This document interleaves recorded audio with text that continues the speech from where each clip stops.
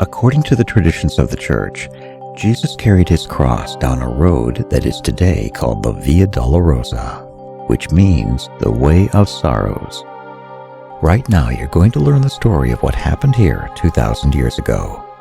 And along the way, you're going to go into a lot of historical sites on the Via Dolorosa.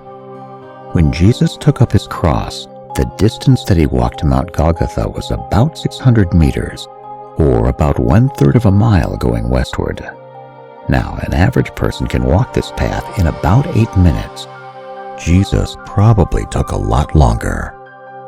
Almost immediately, we come to the first station of the cross. This station recalls the moment that Pontius Pilate condemned Jesus to the cross. His business for the day probably brought him here, to the second floor of the Antonia fortress next to the Temple Mount. This was Passover, and this Jewish holiday made the Temple Mount a potential flashpoint for trouble. Pontius Pilate did not want to condemn Jesus, but being as heartless as he was, he probably would not have cared about this one man dying if it were not for his wife, who advised him not to have anything to do with Jesus.